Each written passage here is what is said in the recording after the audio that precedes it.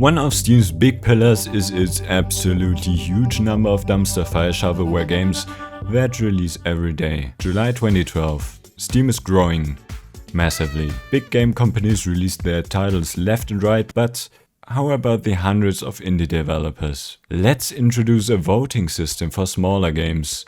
After all, the people know best, they said. Now game devs paid $100 to get into Greenlight, and the public decided with their votes on which games to release or not. And they watched as it unraveled. I'm sorry.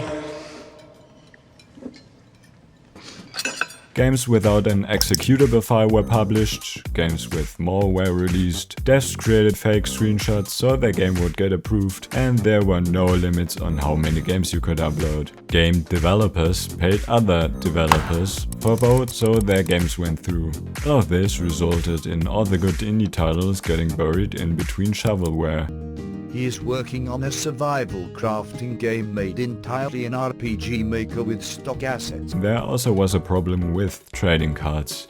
You see, once you had your copy-pasted game with no or little content approved, you could generate and give away thousands of keys to bot accounts. Those bots would now farm free trading cards in the games and sell them on the marketplace. You earned more than the initial $100 Greenlight investment? Great, you were now in profit without any effort. 5 years after Greenlight launched, Steam finally saw the light and shut down the program in favor for its successor, Steam Direct.